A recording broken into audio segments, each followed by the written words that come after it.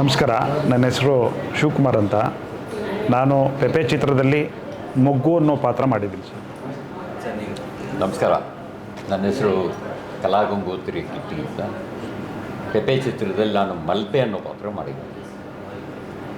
ನಮಸ್ಕಾರ, ನನ್ನ ಹೆಸರು ಮೇದಿನಿ ಪಿಡಮನೆ. ಪೆಪೆಯಲ್ಲಿ ನಾನು ಪ್ರಭಾ ಅನ್ನೋ ಕ್ಯಾರೆಕ್ಟರ್ ಮಾಡಿದ್ದೀನಿ. ನಮಸ್ಕಾರ, ನನ್ನ ಹೆಸರು ಗುರುರಾಜ್ ಶೆಟ್ಟಿ ಅಂತ. ಪೆಪೆ ಸಿನಿಮಾದಲ್ಲಿ ಮಂಜುನಾಥ್ ಅನ್ನೋ ಕ್ಯಾರೆಕ್ಟರ್ ಮಾಡಿದ್ದೀನಿ. ಈಗ ಮೋಸ್ಟ್ ಸೀನಿಯರ್ ಅನಿಸುತ್ತೆ ಸರ್. ಅಂದರೆ ಪೆಪ್ಪೆಲಿ ಮಲ್ಪೆ ಅನ್ನೋ ಪಾತ್ರ ಎಷ್ಟು ಇಂಪಾರ್ಟೆಂಟು, ಯಾವ ಕಾರಣಕ್ಕೆ ಅವನು ಬರ್ತಾನೆ? ಅದನ್ನು ನಾನು ಹೇಳ್ಬಿಟ್ರೆ ಕ್ಯಾರೆಕ್ಟರ್ ಹೇಳ್ದಂಗೆ ಆಗ್ಬಿಡುತ್ತೆ, ಕತೆ ಹೇಳ್ದಂಗೆ ಆಗುತ್ತೆ. ಸಿಚುವೇಶನ್ ಆಮೇಲೆ ಮಲ್ಪೆ ಅನ್ನೋದು ಭಾಳ ಮುಖ್ಯವಾದ ಪಾತ್ರ.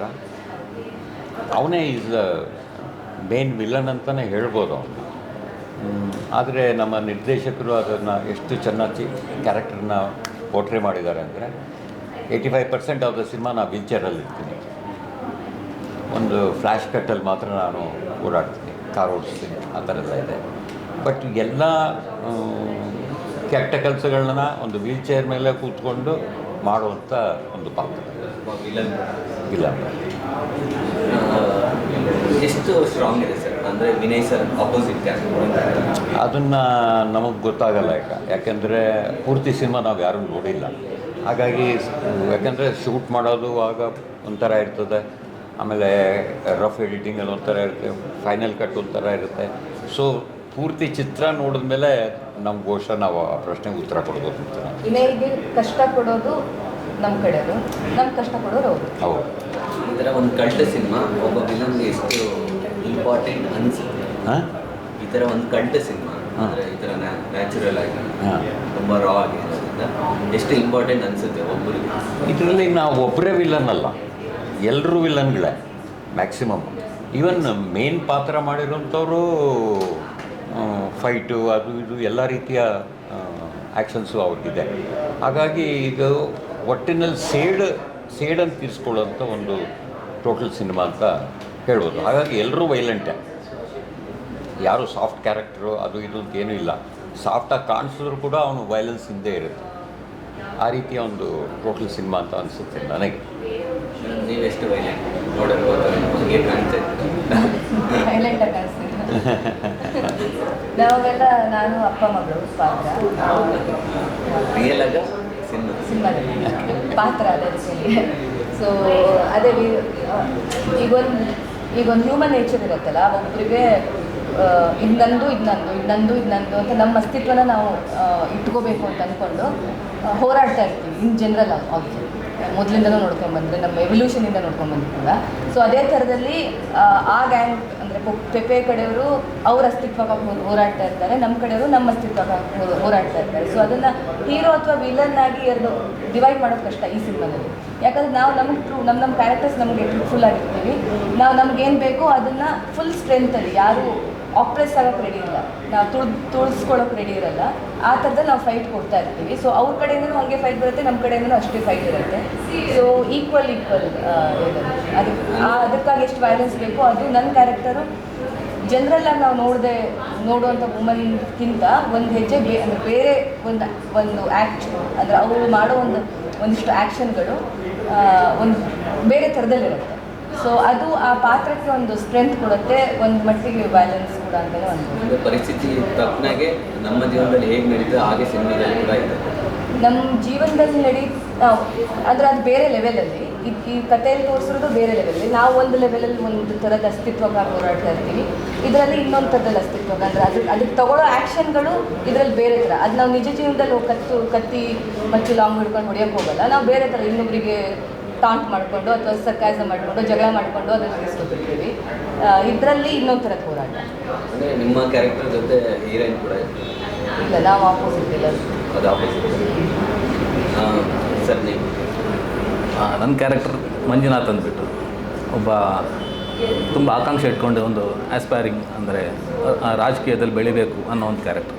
ಹೌದು, ರಾಜಕೀಯದಲ್ಲಿ ಬೆಳೀಬೇಕು ಅಂದರೆ ಟ್ರೈಲರಲ್ಲಿ ಇಂದು ಒಂದು ಶಾರ್ಟ್ ಬರುತ್ತೆ. ಹೌದು, ಬ್ಯಾಕ್ ಶಾರ್ಟ್ ಅದೇ ಅನಿಸುತ್ತಲ್ಲ. ಹೌದು. ಒಬ್ಬ ರಾಜಕೀಯ ವ್ಯಕ್ತಿ ಅಂದರೆ ಈಗ ಒಂದು ಬಿಂಬವನ್ನು ತೋರಿಸ್ತಾ ಇದೆ ಅನ್ಸುತ್ತೆ ಆ ಶಾರ್ಟ್ಸ್. ಹೌದು. ಅದು ಸಿ ಜಿ ವರ್ಕ ಇಲ್ಲ ನೀವೇ ಮಾಡಿದ್ದ? ಅಲ್ಲ, ಅದು ನಂದೇ, ನಾನೇ ಮಾಡಿದೆ. ಸಿ ಜಿ ವರ್ಕ್ ಅಲ್ಲ ಯಾವುದು ಅದು ನಂದಲ್ಲ, ಆ ಪಾತ್ರ ಅಲ್ಲ, ಯಾವ್ದು ಹೇಳಿ? ಬ್ಯಾಕ್ ಶಾಟ್ ಅಂತ ಬರುತ್ತೆ, ಅದು ಅವ್ರು ಅದು ಅವ್ರದ್ದು. ಅದು ನಿಮ್ಮದು ಪಾತ್ರ. ನೀವು ವೈಲೆನ್ಸ್ ಆಗಿ ಇರ್ತದೆ. ಹೌದು, ವೈಲೆಂಟ್ ಆಗಿರುತ್ತೆ. ಅಂದರೆ ಆ್ಯಂಬಿಷಿಯಸ್ ಆಗಿರ್ತಾನೆ ಅವನು. ಅಂದರೆ ಒಂದು ಹಂತದಲ್ಲಿ ಅವನಿಗೆ ಅದು ಸಿಗಲ್ಲ ಅಂತ ಆದಾಗ ಅವ್ನು ಸ್ವಲ್ಪ ಅಗ್ರೆಸಿವ್ ಆಗ್ತಾನೆ. ನಿಮ್ಮದು ಮತ್ತು ವಿನಯ್ ಸರ್ ಆಪೋಸಿಟ್ ಹೇಗಿರುತ್ತೆ? ಅಂದರೆ ನಮಗೆ ಅಂತ ಆ್ಯಕ್ಷನ್ ಸೀನ್ಸ್ ಅಂತ ಏನಿಲ್ಲ, ಒಂದು ಕಾಂಪ್ರಮೈಸ್, ಅಂದರೆ ಒಂದು ಜಸ್ಟ್ ವಿ ಆರ್ ಟಾಕಿಂಗ್, ಒಂದು ಯಾವುದೋ ಒಂದು ವಿಷಯದ ಬಗ್ಗೆ ನಮ್ಮ ನಡುವೆ ಚರ್ಚೆ ಆಗ್ತಿರುತ್ತೆ ಅಂತ ಒಂದು ಸೀಕ್ವೆನ್ಸ್ ಇದೆ. ಹೌದು, ಅಂದರೆ ಒಂದು ಊರಲ್ಲಿ ನಡೆಯುವಂಥ ಸ್ಟೋರಿ. ಹೌದು ಹೌದು ಹೌದು.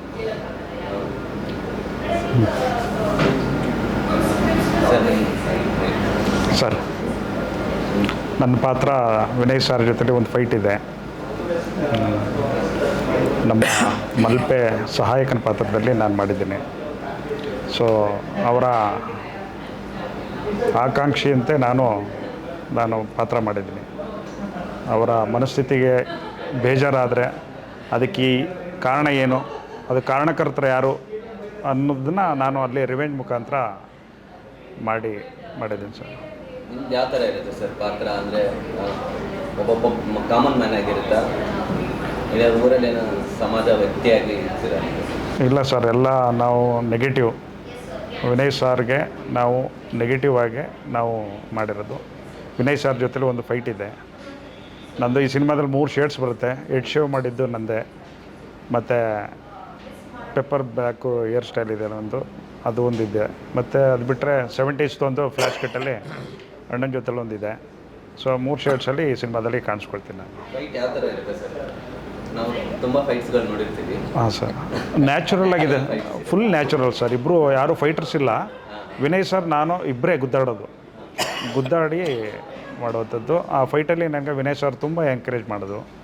ನಾನು ಹೊಸಬಾಗಿರೋದ್ರಿಂದ ಫೈಟು ನನಗೆ ಫಸ್ಟು ಫೈಟ್ ಮಾಡಿದ್ದು. ಸೊ ಹಾಗಾಗಿ ತುಂಬ ಕೋಆಪ್ರೇಟ್ ಮಾಡಿದ್ರು ನನಗೆ. ತುಂಬ ಚೆನ್ನಾಗಿತ್ತು sir, very good experience. Sir, ನಿಮಗೆ ತುಂಬ ವರ್ಷಗಳಿಂದ ಇಂಡಸ್ಟ್ರಿ ಇದ್ದೀರಾ. ಈ ಥರ ಸಿನಿಮಾ ಸಿಗಬೇಕು ಅಂದರೆ ಎಷ್ಟು ವರ್ಷ ಬೇಕಾಯ್ತು ಅಂತ? ತುಂಬ ಸೀನಿಯರ್ ನೀವು, ತುಂಬ ಸೀರಿಯಲ್ಗಳು ಮಾಡಿದ್ದೀರಾ, ತುಂಬ ಅವಾಗ ಪಾಪ್ಯುಲಾರಿಟಿ ತುಂಬ ಇತ್ತು ನಿಮ್ಮದು. ಬಟ್ ಇಷ್ಟು ವರ್ಷ ಬೇಕಾಯ್ತು ಇಂಥ ಒಂದು ಇಂಟೆನ್ಸ್ ಸಿನಿಮಾ ಮಾಡಬೇಕು, ಒಂದು ವಿಲನ್ ಆಗಬೇಕು ಅಂತ ಯಾಕೆ ಇಷ್ಟು ತಡ ಆಯಿತು? ಹಣೆ ಬರ ಈ ಫೇಟ್ ಅನ್ನೋದು ಎಲ್ಲರಿಗೂ ಇರುತ್ತೆ. ಆಸೆ ಆಕಾಂಕ್ಷೆಗಳು ಬೇರೆ.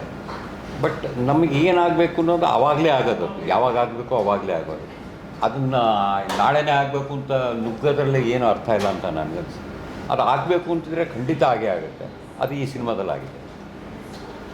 ತುಂಬ ಶಾರ್ಟಾಗಿ ಹೇಳ್ತೀವಿ. ಯಾಕಂದರೆ ಇದು ಏನಂದರೆ ಪ್ರತಿಯೊಬ್ಬ ಮನುಷ್ಯನ ನಾನು ಹೇಳೋದಕ್ಕೆ ಅವನದೇ ಆದ ಒಂದು ಗೋಲ್ ಇರುತ್ತೆ, ಒಂದು ಆಕಾಂಕ್ಷೆಗಳಿರುತ್ತೆ, ಆಸೆಗಳಿರುತ್ತೆ, ಎಲ್ಲವೂ ಇರುತ್ತೆ. ಬಟ್ ಅದು ಹೇಗೆ ಈಡೇರುತ್ತೆ, ಹೌ ಇಟ್ ಫುಲ್ಫಿಲ್ಸ್ ಅನ್ನೋದು ಅವರವರ ಒಂದು ಹಣೆ ಬರನೇ. ನನ್ನ ಪ್ರಕಾರ ಎಫರ್ಟ್ ಬೇರೆ. ಎಫರ್ಟ್ ಹಾಕಬೇಕು, ಹಾಕ್ತಾ ಇರ್ತೀವಿ, ಇಲ್ಲ ಅಂತಲ್ಲ.